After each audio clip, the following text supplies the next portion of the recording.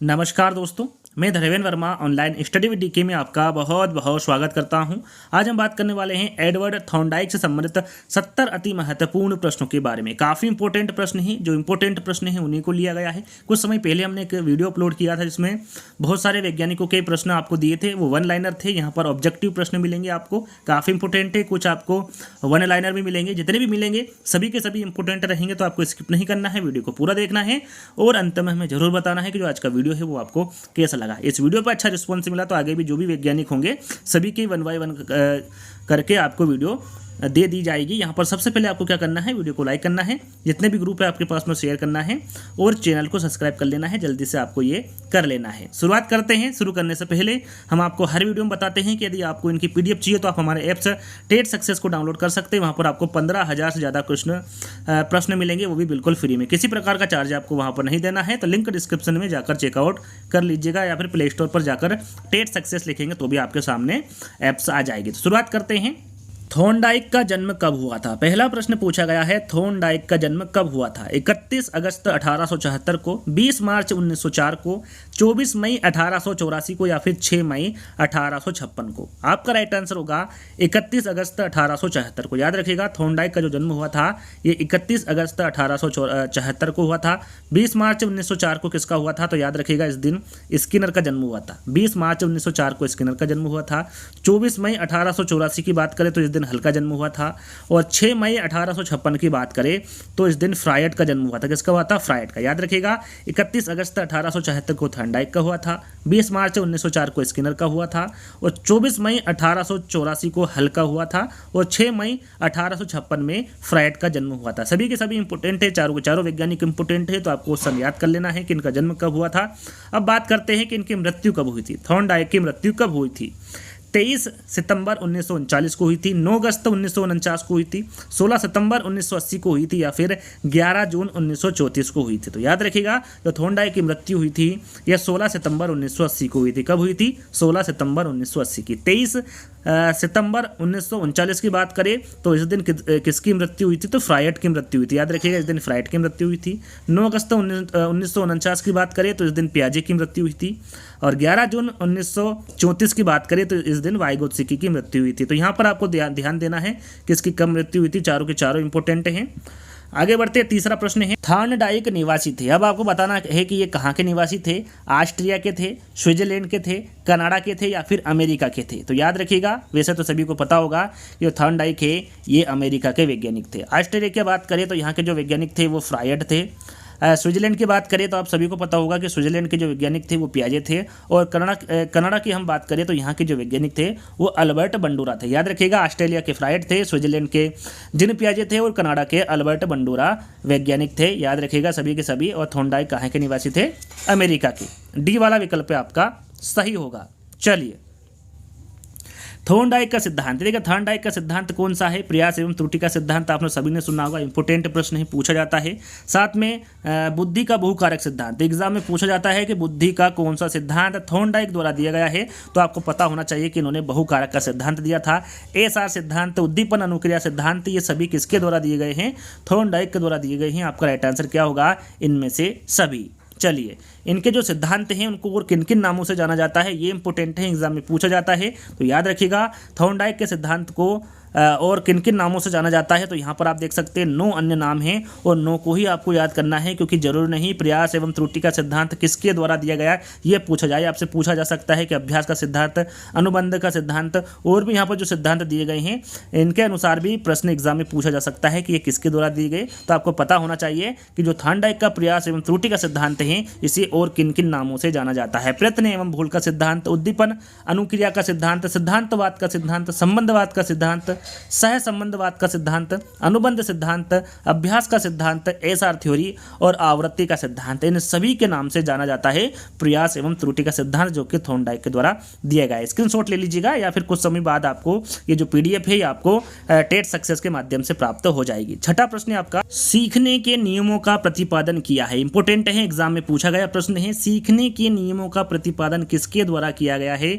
आप सभी को पता होगा, थॉर्नडाइक के द्वारा किया गया है। कितने नियम बताए हैं? 2 नियम, मुख्य नियम और गौण नियम। इसके बारे में आगे आपको जानकारी देंगे। प्रश्न 7वां ही आप देख लीजिए कि थॉर्नडाइक ने सीखने के कितने नियम बताए हैं। हाल ही मैंने आपको बताया था कितने नियम बताए हैं? 2 नियम बताए हैं। पहला है मुख्य नियम और दूसरा है गौण नियम। मुख्य नियम के अंतर्गत 3 नियम बताए हैं और गौण नियम के अंतर्गत इन्होंने 5 नियम बताए हैं।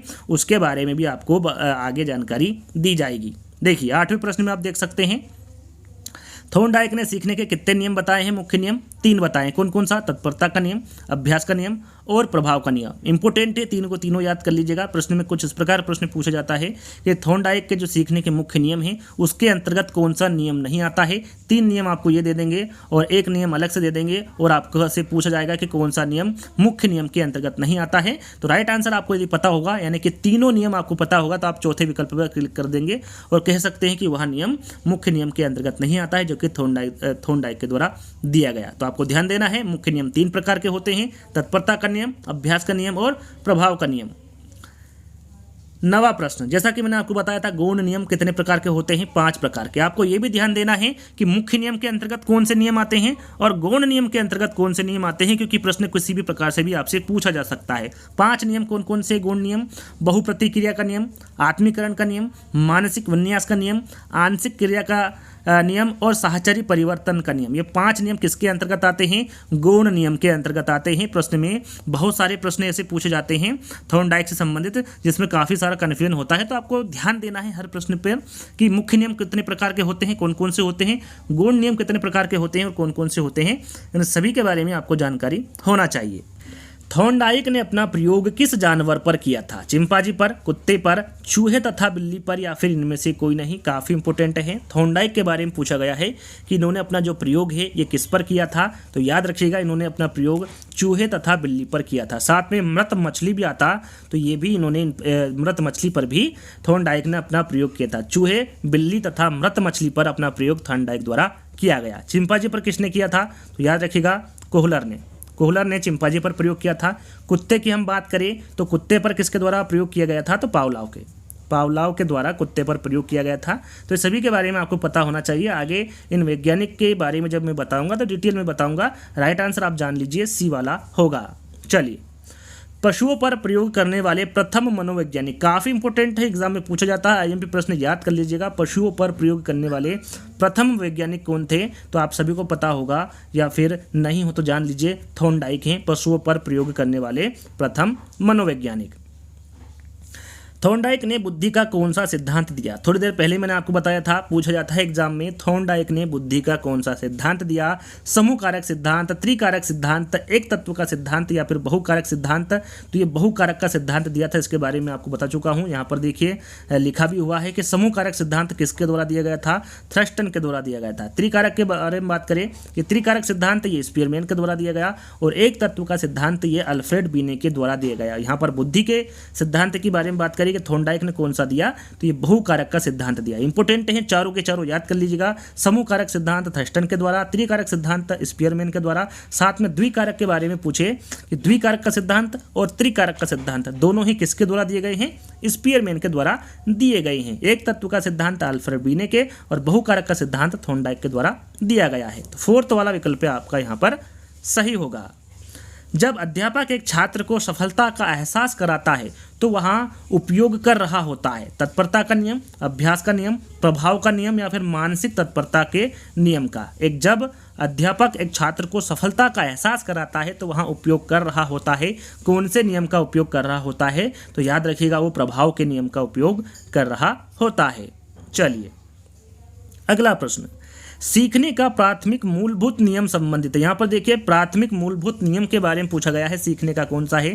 तत्परता, अभ्यास, प्रभाव या फिर इनमें से कोई नहीं। तो यहाँ पर प्राथमिक मूलभूत नियम के बारे में पूछा गया है। आपका राइट आंसर होगा तत्परता का नियम से। यहाँ पर पहला वाला विकल्प आपका सही होगा।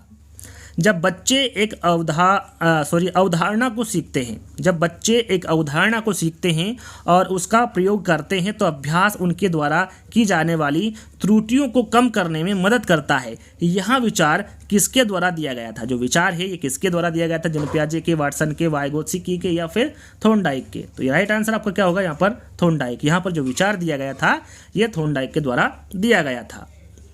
थॉर्नडाइक की पुस्तक है। यहाँ पर देखिए एक पुस्तक मैंने नहीं ली है, जितनी भी पुस्तक उन्होंने लिखी जो भी इंपॉर्टेंट हैं और कब लिखी गई हैं ये आपके सामने हैं। याद रखिएगा थॉर्नडाइक की जो पुस्तकें हैं उसमें पहली है एजुकेशन साइकोलॉजी। इंपॉर्टेंट है, एजुकेशन साइकोलॉजी के बारे में पूछा जाता है कि एजुकेशन साइकोलॉजी की जो पुस्तक है ये किसके द्वारा लिखी गई है? थॉर्नडाइक के द्वारा लिखी गई है। कब लिखी गई है? 1903 में। एनिमल इंटेलिजेंस पुस्तक भी इनके द्वारा लिखी गई है 1898 में।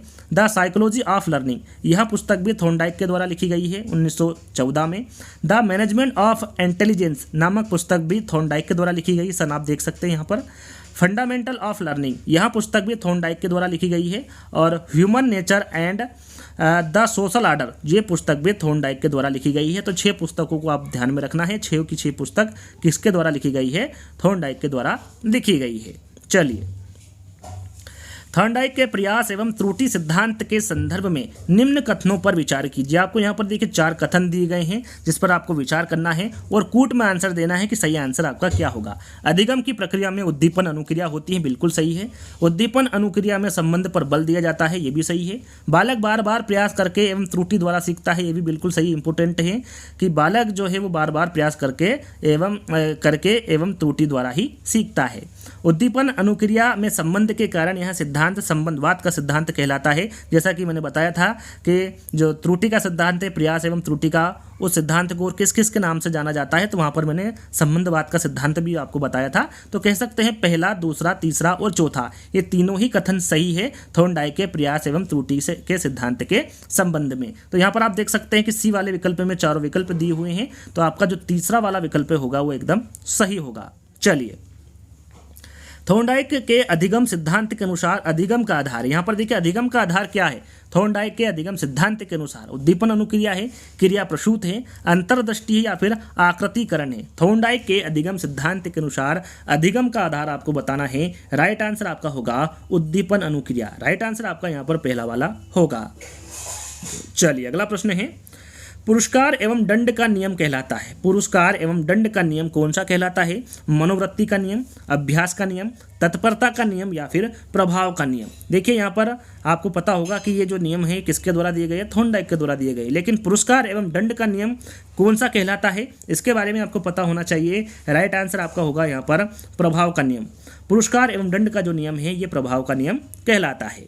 अगला प्रश्न, जिन प्रतिक्रियाओं को सीखने के उपरांत संतुष्टि प्राप्त होती है उसे सीख लिया जाता है या फिर उन्हें सीख लिया जाता है। यहाँ मनोवृत्ति का नियम है, अभ्यास का नियम है, तत्परता का नियम है या फिर प्रभाव का नियम है। जिन प्रतिक्रियाओं को सीखने के उपरांत संतुष्टि प्राप्त होती हैं उन्हें सीख लिया जाता है। यह कौन सा नियम है? तो याद रखिएगा ये प्रभाव का नियम है। कौन सा नियम होगा? प्रभाव का नियम। डी वाला विकल्प आपका सही होगा। अगला प्रश्न, सक्रिय अनुक्रिया अनुबंध जिस उद्दीपक अनुक्रिया संबंध पर आधारित है वह कौन सा नियम है? तत्परता का नियम है, समीपता का नियम है, प्रभाव का नियम है या फिर अभ्यास का नियम है। सक्रिय अनुक्रिया अनुबंध जिस उद्दीपक अनुक्रिया संबंध पर आधारित है वह कौन सा नियम है? आपका राइट आंसर होगा अभ्यास का नियम। 4th वाला विकल्प आपका सही होगा। थॉर्नडाइक ने अधिगम सिद्धांत के अनुसार अधिगमकर्ता द्वारा दी गई अनुक्रिया जब रिक्त स्थान होगी तभी अधिगम होगा, नज़दीक होगी तभी अधिगम होगा, सुखद होगी तभी अधिगम होगा, गतिशील होगी तभी अधिगम होगा या फिर त्रुटि होगी तभी अधिगम होगा। राइट आंसर आपका होगा सुखद। थॉर्नडाइक के अधिगम सिद्धांत के अनुसार अधिगमकर्ता द्वारा दी गई अनुक्रिया तब सुखद होगी तभी अधिगम होगा। तो राइट आंसर आपका क्या होगा? बी वाला, कि जब सुखद होगी तभी अधिगम होगा। चलिए, थॉर्नडाइक के अनुसार सीखना संबंध स्थापित करना है। सीखना आवश्यकता की पूर्ति की प्रक्रिया के द्वारा होता है, प्रशिक्षण एवं अनुभव के द्वारा व्यवहार में परिवर्तन नहीं। अधिगम है सीखने की असफलताओं का कारण समझने की असफलता है। थॉर्नडाइक के अनुसार आपको बताना है। राइट आंसर आपका होगा यहाँ पर पहला वाला, सीखना संबंध स्थापित करना है। थॉर्नडाइक के अनुसार पहला वाला विकल्प आपका सही होगा। प्रयास एवं त्रुटि में सबसे महत्वपूर्ण क्या है? प्रेरणा है, लक्ष्य है, वातावरण है या फिर अभ्यास है। प्रयास एवं त्रुटि से आप समझ सकते हैं सबसे महत्वपूर्ण क्या होगा? अभ्यास होगा। प्रयास एवं त्रुटि में सबसे महत्वपूर्ण अभ्यास होगा। चलिए, अगला प्रश्न है प्रयास एवं त्रुटि सिद्धांत का आलोचनात्मक कथन। यहाँ पर देखिए प्रयास एवं त्रुटि सिद्धांत का आलोचनात्मक कथन आपको बताना है। 4 विकल्प आपके सामने हैं, इनको अच्छे से पढ़ना है और आंसर देना है। डायरेक्ट मैं आंसर बताऊंगा। देखिए प्रयास एवं त्रुटि सिद्धांत का आलोचनात्मक कथन पूछा गया है तो आलोचनात्मक कथन होगा कि यह सिद्धांत बार बार अभ्यास द्वारा रटने की प्रवृत्ति की ओर संकेत करता है। तो यहाँ पर आप ध्यान दीजिएगा, यहाँ सिद्धांत बार बार अभ्यास तथा रटने की जो प्रवृत्ति की ओर संकेत करता है, ये आलोचनात्मक कथन है। प्रयास एवं त्रुटि का जो आलोचनात्मक कथन होगा वो बी वाला होगा। चलिए, सफल होने से बढ़कर कोई सफलता नहीं है, यह कथन थॉर्नडाइक के किस नियम से संबंधित है? मनोवृत्ति का नियम है, आंशिक क्रिया का नियम है, तत्परता का नियम है या फिर प्रभाव का नियम है? काफ़ी इंपोर्टेंट है। यह कथन थॉर्नडाइक के किस नियम से संबंधित है? तो याद रखिएगा, सफल होने से बढ़कर कोई सफलता नहीं है, यह कथन थॉर्नडाइक के प्रभाव के नियम से संबंधित है। यहाँ पर डी वाला विकल्प आपका सही होगा। धीमी गति से सीखने वाले बालकों के अध्यापन के लिए अधिक उपयोगी सिद्धांत कौन सा है? थॉर्नडाइक का सिद्धांत है, हल का सिद्धांत है, थर्स्टन का सिद्धांत है या फिर कोहलर का सिद्धांत है? धीमी गति से सीखने वाले बालकों के अध्यापन के लिए अधिक उपयोगी सिद्धांत के बारे में पूछा गया है। आपका राइट आंसर होगा थॉर्नडाइक का सिद्धांत। यहाँ पर पहला वाला जो विकल्प होगा वो आपका सही होगा। अगला प्रश्न, एक बालक को लाल गुलाब का कांटा चुभ गया जिससे उसे काफ़ी दर्द हुआ। आगे चलकर वह लाल कपड़े या लाल किसी भी चीज़ को देखकर डरने लगता है। यहाँ उदाहरण है, यहाँ जो उदाहरण है ये किसका है? उद्दीपन सामान्यकरण का है, अनुक्रिया सामान्यकरण का है, उद्दीपन एवं अनुक्रिया सामान्यकरण का है या फिर ना उद्दीपक सामान्यकरण का है और ना ही अनुक्रिया सामान्यकरण का है? यहाँ उदाहरण किसका है ये आपको बताना है। तो यहाँ पर जो उदाहरण दिया गया है ये उद्दीपक सामान्यकरण का उदाहरण है। पहला वाला विकल्प आपका सही होगा। अधिगम का मुख्य नियम है, जैसा कि मैंने आपको शुरू में बताया था कि आपको पता होना चाहिए कि मुख्य नियम कौन कौन से होते हैं। मैंने मुख्य नियम आपको 3 बताए थे और गौण नियम आपको 5 बताए थे। यदि आपने वहां पर ध्यान दिया होगा, राइट आंसर आपके सामने। 3 नियम मैंने आपको मुख्य नियम बताए थे अधिगम के, उसमें तत्परता का नियम भी था और यही नियम मुख्य नियम है। बाकी मनोवृत्ति का नियम, आंशिक क्रिया का नियम और बहुप्रतिक्रिया का नियम, जो तीनों नियम हैं ये किसके अंतर्गत आते हैं? तो ये गौण नियम के अंतर्गत आते हैं। चलिए, थॉर्नडाइक का कौन सा नियम उपयोग और अनुपयोग का नियम कहलाता है? उपयोग और अनुपयोग का नियम कौन सा कहलाता है? थॉर्नडाइक का मनोवृत्ति का नियम, अभ्यास का नियम, तत्परता का नियम या फिर प्रभाव का नियम? आपका राइट आंसर होगा तत्परता का नियम। याद रखिएगा, वह नियम उपयोग और अनुपयोग नियम कहलाता है। वह नियम कौन सा है? तो वो तत्परता का नियम है। थॉर्नडाइक ने अधिगम सिद्धांत का शैक्षणिक महत्व किसमें है? खेलकूद प्रतियोगिता में है, कला शिक्षण में है, आदत निर्माण की प्रक्रिया में है या फिर अभ्यास और पुनरावृत्ति में है? थॉर्नडाइक के अधिगम सिद्धांत का शैक्षणिक महत्व किसमें है ये आपको बताना है। तो ये होगा आपका अभ्यास और पुनरावृत्ति में। डी वाला विकल्प आपका सही होगा।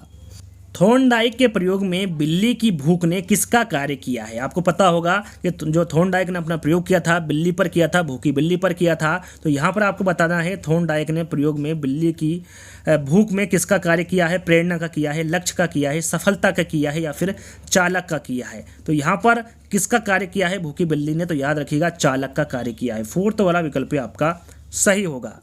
अगला प्रश्न, तत्परता का नियम सूचक है कार्य प्रवृत्ति का है, मूल प्रवृत्ति का है, अभ्यास प्रवृत्ति का है या फिर त्रुटि प्रवृत्ति का है? तत्परता का नियम सूचक है किसका है? तो याद रखिएगा ये कार्य प्रवृत्ति का सूचक है तत्परता का नियम। पहला वाला विकल्प आपका सही होगा।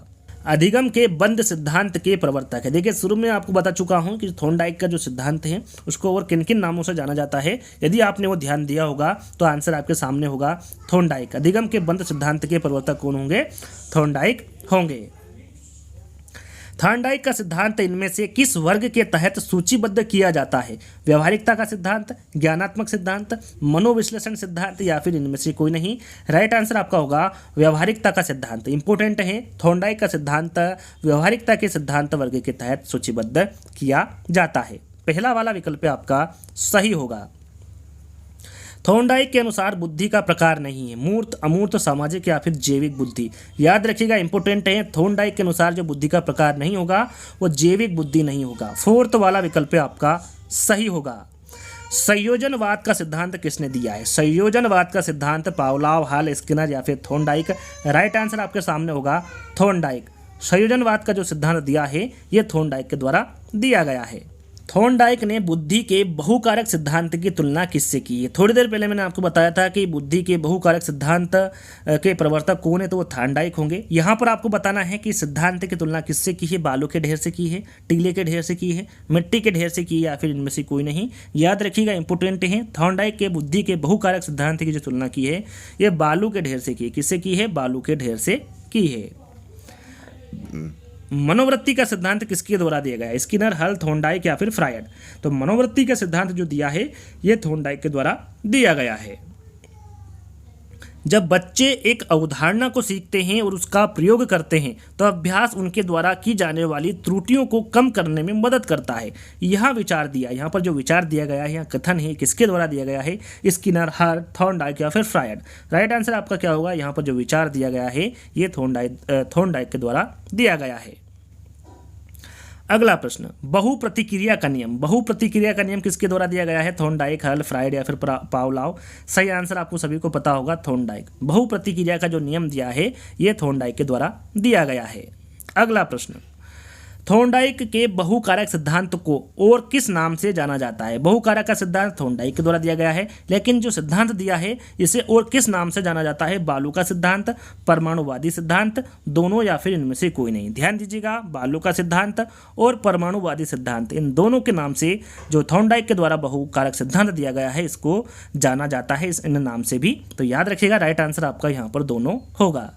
चलिए, आत्मीकरण का नियम किसके द्वारा प्रस्तुत किया गया है? सिगमंड फ्रायड, बंडूरा, थॉर्नडाइक या फिर हल? यहाँ पर देखिए, मैं थॉर्नडाइक से संबंधित आपको प्रश्न दे रहा हूँ तो आपको ये प्रश्न सरल लग रहे होंगे, लेकिन ऐसा नहीं है। एग्जाम में यहाँ पर इस प्रकार से प्रश्न नहीं पूछे जाते हैं। कोई सा भी प्रश्न कहीं पर भी रख देंगे, वहाँ पर आपको कठिनाई होगी, लेकिन यहाँ पर आपको लग रहा होगा कि इसका भी आंसर थॉर्नडाइक होगा, इसका भी आंसर थॉर्नडाइक होगा, लेकिन आपको प्रश्न और चारों विकल्पों को ध्यान से सुनना है, ध्यान से पढ़ना है, क्योंकि किसी भी प्रकार से कहीं भी प्रश्न पूछा जा सकता है। लेकिन यहाँ पर सारे आंसर, जितने भी नियम होंगे, जितने भी प्रश्न होंगे, यदि वहां पर 4 विकल्प दिए हुए, 4 वैज्ञानिक दिए होंगे, राइट आंसर आपका थॉर्नडाइक होगा। आपको यहाँ पर हवाई में आंसर नहीं देना है, आपको हर प्रश्न को ध्यान से पढ़ना है और आंसर अपने माइंड में सेट कर लेना है। आत्मीकरण के नियम के बारे में पूछा गया है, राइट आंसर आपका यहाँ पर भी थॉर्नडाइक होगा।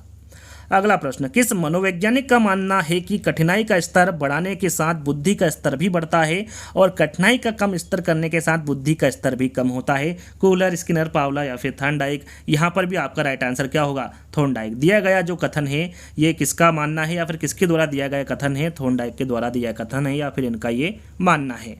अगला प्रश्न, मनोवैज्ञानिक थॉर्नडाइक ने व्यक्ति को किस आधार पर बांटा है? प्रभुतापूर्ण व अधीनस्थपूर्ण आधार पर, चिंतन व कल्पना शक्ति के आधार पर, कठोर हृदय व कोमल हृदय के आधार पर या फिर उपरोक्त में से कोई नहीं? काफी इंपोर्टेंट है। थॉर्नडाइक ने व्यक्ति को किस आधार पर बांटा है? याद रखिएगा, चिंतन व कल्पना शक्ति के आधार पर बांटा है थॉर्नडाइक ने व्यक्ति को। इंपोर्टेंट है, चिंतन व कल्पना शक्ति के आधार पर थॉर्नडाइक ने व्यक्ति को बांटा है। याद रखिएगा, बी वाला विकल्प आपका सही होगा। सत्य तथ्य के दृष्टिकोण से उत्तम प्रतिक्रियाओं की शक्ति ही बुद्धि है, यहाँ किसकी परिभाषा है? स्किनर की है, हल की है, थॉर्नडाइक की है या फिर फ्रायड की है? राइट आंसर आपका होगा थॉर्नडाइक। यहाँ जो परिभाषा दी गई है ये थॉर्नडाइक के द्वारा दी गई है कि सत्य तथ्य के दृष्टिकोण से उत्तम प्रतिक्रियाओं की शक्ति ही बुद्धि है। टंकन कार्य या कंप्यूटर पर यदि निरंतर अभ्यास नहीं करते हैं तो भूल जाते हैं, यह सिद्धांत के अनुसार है। इंपोर्टेंट है, एग्जाम में पूछा गया है। थॉर्नडाइक के सिद्धांत के अनुसार, हल के सिद्धांत के अनुसार, थर्स्टन के सिद्धांत के अनुसार या फिर कोहलर के सिद्धांत के अनुसार? राइट आंसर आपका होगा थॉर्नडाइक के सिद्धांत के अनुसार। टंकन कार्य या कंप्यूटर पर यदि निरंतर अभ्यास नहीं करते हैं तो भूल जाते हैं, यहाँ जो सिद्धांत है ये किसके अनुसार है? कौन से सिद्धांत के अनुसार है? तो थॉर्नडाइक के सिद्धांत के अनुसार है। अगला प्रश्न, जब बालक सीखने के लिए तैयार होता है तब वहाँ जल्दी व प्रभावशाली तरीके से सीखता है, यह सिद्धांत प्रतिपादित किया गया है पावलोव द्वारा, हल द्वारा, स्किनर द्वारा या फिर थॉर्नडाइक के द्वारा? तो यहाँ पर जो दिया गया सिद्धांत है ये थॉर्नडाइक के द्वारा प्रतिपादित किया गया है। डी वाला विकल्प आपका सही होगा। अधिगम के प्राथमिक सिद्धांतों के प्रणेता है। इंपोर्टेंट है, अधिगम के प्राथमिक सिद्धांतों के प्रणेता कौन है? स्किनर, हल, थॉर्नडाइक या फिर फ्रायड? यहाँ पर भी आपका राइट आंसर क्या होगा? थॉर्नडाइक। अधिगम के प्राथमिक सिद्धांतों के जो प्रणेता होंगे वो थॉर्नडाइक होंगे। कक्षा शिक्षण में पाठ प्रस्तावना सोपान सीखने के किस नियम पर आधारित है? कक्षा शिक्षण में पाठ प्रस्तावना सोपान सीखने के किस नियम पर आधारित है? मनोवृत्ति का नियम, अभ्यास का नियम, तत्परता का नियम या फिर प्रभाव का नियम? राइट आंसर आपका होगा तत्परता का नियम। याद रखिएगा, कक्षा शिक्षण में पाठ्य प्रस्तावना सोपान सीखने के तत्परता के नियम पर आधारित है। सत्य तथा तथ्यों के दृष्टिकोण से उत्तम प्रतिक्रियाओं की शक्ति ही बुद्धि है। इसके बारे में आपको बता चुका हूं। यहाँ कथन किसका होगा? तो यहाँ कथन थॉर्नडाइक का होगा। धीमी गति से सीखने वाले बालकों के अध्यापन के लिए अधिक उपयोगी सिद्धांत कौन सा है? थॉर्नडाइक का सिद्धांत, हल का सिद्धांत, थर्स्टन का सिद्धांत या फिर कोहलर का सिद्धांत? राइट आंसर आपका होगा थॉर्नडाइक का सिद्धांत। धीमी गति से सीखने वाले बालकों के अध्यापन के लिए जो अधिक उपयोगी सिद्धांत होगा वो थॉर्नडाइक का सिद्धांत होगा। किस मनोवैज्ञानिक को पशु मनोविज्ञान का पितामह माना जाता है? इंपॉर्टेंट है, एग्जाम में पूछा जाता है, तो याद रखिएगा ये किसको माना जाता है? थॉर्नडाइक को। थॉर्नडाइक को पशु मनोवैज्ञानिक का पितामह माना जाता है।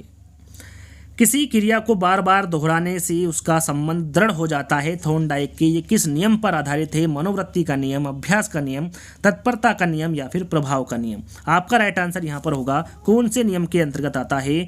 तो ये अभ्यास के नियम के अंतर्गत आता है। किसी क्रिया को बार बार दोहराने से उसका संबंध दृढ़ हो जाता है। थॉर्नडाइक के ये अभ्यास के नियम पर आधारित है। चलिए, यहाँ पर एक प्रश्न मैं आपको क्यूज के तौर पर दे रहा हूँ कि इसमें कौन सा जो गौण नियम है, गौण नियम कौन सा? इसमें देखिए आपको चारों विकल्प हैं। प्रश्न कुछ इस प्रकार है कि थॉर्नडाइक का इन चारों विकल्पों में से गौण नियम के अंतर्गत कौन सा नियम आता है, यह कमेंट्स के माध्यम से बताना है। प्रश्न को एक बार फिर सुन लेना है, थॉर्नडाइक का गौण नियम कौन सा है? इन चारों विकल्पों में से आपको गौण नियम बताना है और कमेंट्स के माध्यम से 54 के सामने A, B, C या फिर D विकल्प सही होगा, यह आपको बताना है कौन सा सही होगा। गौण नियम आपको वहां पर बताना है कौन सा होगा। प्रथम शैक्षिक मनोवैज्ञानिक कहा जाता है, किसको कहा जाता है? थॉर्नडाइक को, हल को, फ्रायड को या फिर पावलोव को? तो प्रथम शैक्षिक मनोवैज्ञानिक के बारे में पूछा गया है। राइट आंसर आपका होगा यहाँ पर थॉर्नडाइक। अब आपको यहाँ पर देखिए वन लाइनर क्वेश्चंस मिलेंगे जो कि काफ़ी इंपॉर्टेंट रहेंगे, तो इनको भी आपको ध्यान में रखना है। थॉर्नडाइक का प्रयास एवं त्रुटि का सिद्धांत किस विषय के शिक्षण के लिए सर्वश्रेष्ठ है? इंपॉर्टेंट है, थॉर्नडाइक का प्रयास और त्रुटि का सिद्धांत किस विषय के शिक्षण के लिए सर्वश्रेष्ठ है? तो वो है गणित और विज्ञान। प्रयास और त्रुटि का सिद्धांत किस पर बल देता है? ये भी इंपॉर्टेंट है, तो ये करके सीखने के सिद्धांत पर बल देता है, प्रयास और त्रुटि का सिद्धांत। थॉर्नडाइक ने अपनी पुस्तक शिक्षा मनोविज्ञान में किस सिद्धांत का वर्णन किया है? इंपॉर्टेंट है, याद रखिएगा, जो शिक्षा मनोविज्ञान की इनकी पुस्तक है उसमें इन्होंने कौन से सिद्धांत का वर्णन किया है? तो इन्होंने उद्दीपक अनुक्रिया सिद्धांत का वर्णन किया है। अच्छा, जो भूखी बिल्ली थी, जिस बॉक्स में भूखी बिल्ली को रखा गया था, बंद किया गया था, उस बॉक्स को क्या कहते हैं? तो याद रखिएगा, एग्जाम में पूछा जाता है, तो उस बॉक्स को क्या कहते हैं? फजल बॉक्स कहा जाता है। भूखी बिल्ली को जिस बॉक्स में बंद किया गया था उस बॉक्स का नाम क्या है? फजल बॉक्स है। थॉर्नडाइक का सिद्धांत किसके अंतर्गत आता है? तो यह संबंधवाद के अंतर्गत आता है। इंपॉर्टेंट है, ध्यान दीजिएगा, थॉर्नडाइक का जो सिद्धांत है यह संबंधवाद के अंतर्गत आता है। अधिगम अंतरण का थॉर्नडाइक सिद्धांत कहा जाता है। अनुरूप तत्वों का सिद्धांत इंपॉर्टेंट है, सभी के सभी ध्यान दीजिएगा। अधिगम अंतरण का थॉर्नडाइक सिद्धांत ये अनुरूप तत्वों का सिद्धांत कहा जाता है। थॉर्नडाइक के किस सिद्धांत में सीखने से सीखने की क्रिया सरल हो जाती है? प्रश्न को ध्यान से पढ़ना है। थॉर्नडाइक के किस सिद्धांत में सीखने से सीखने की क्रिया सरल हो जाती है? तो वो है प्रयत्न एवं त्रुटि का सिद्धांत। आर एवं RS संबंध दोनों विद्यमान है, कह सकते हैं कि ये दोनों किस सिद्धांत में विद्यमान है? इंपॉर्टेंट है, तो वो है थॉर्नडाइक के सिद्धांत में। आर एवं RS संबंध दोनों ये थॉर्नडाइक के सिद्धांत में विद्यमान है। संबंधवाद के सिद्धांत के प्रतिपादक कौन है? इसके बारे में आपको बता चुका हूँ, किन किन नामों से जाना जाता है थॉर्नडाइक का सिद्धांत। उसमें संबंधवाद के सिद्धांत के बारे में भी मैंने जिक्र किया था, और ये किसके द्वारा दिया गया है? थॉर्नडाइक के द्वारा ही दिया गया है। मंदबुद्धि बालकों के लिए उपयोगी सिद्धांत कौन सा है? तो वह थॉर्नडाइक का सिद्धांत। एग्जाम में पूछे कि मंदबुद्धि बालकों के लिए उपयोगी सिद्धांत कौन सा होगा? तो वो थॉर्नडाइक का सिद्धांत होगा। एसआर थ्योरी के जन्मदाता कौन है? इसके बारे में आपको बता चुका हूं, कौन है? थॉर्नडाइक। एसआर थ्योरी के जन्मदाता थॉर्नडाइक को माना जाता है। शिक्षा मनोविज्ञान के जनक इंपॉर्टेंट हैं, इसके बारे में आप सभी को पता होगा वैसे तो, कि शिक्षा मनोविज्ञान का जनक किसे माना जाता है? तो यह थॉर्नडाइक को माना जाता है। आवृत्ति का सिद्धांत, आवृत्ति का सिद्धांत ये किसके द्वारा दिया गया है? तो ये भी थॉर्नडाइक के द्वारा ही दिया गया है। अंतिम प्रश्न, जैसा कि मैंने आपको बताया था टोटल 70 प्रश्न आपको मिलेंगे। आप घोड़े को पानी तक ले जा सकते हैं पर उसे पानी पीने को मजबूर नहीं कर सकते। यह कहावत एक उदाहरण है। किसका उदाहरण है ये? तो सीखने की बुद्धि का। आप घोड़े को पानी तक तो ले जा सकते हैं पर उसे पानी पीने के लिए मजबूर नहीं कर सकते। यह जो कहावत है ये किसका उदाहरण है? तो ये सीखने की बुद्धि का उदाहरण है। तो आप यहाँ तक आ ही गए होंगे, जैसा कि जो वीडियो ये यहाँ तक देख रहा होगा। यदि आपने अभी तक भी वीडियो को लाइक नहीं किया है तो आपको वीडियो को लाइक करना है, और अब वीडियो समाप्त हो चुका है तो आपको इसको सभी ग्रुप में शेयर करना है और चैनल को सब्सक्राइब कर लेना है यदि आपको ऐसा ही इंटरेस्टिंग वीडियो चाहिए। तो आप कमेंट्स के माध्यम से बता सकते हैं कि आगे आपको कौन से वैज्ञानिक पर वीडियो चाहिए, तो ये भी आप कमेंट्स के माध्यम से बता सकते हैं। जल्दी ही हम इस वैज्ञानिक के जो इंपॉर्टेंट प्रश्न हैं उनको लेकर आपके सामने प्रस्तुत हो जाएंगे। तो जल्दी ही दोस्तों एक नई वीडियो के साथ मिलेंगे, जब तक के लिए धन्यवाद।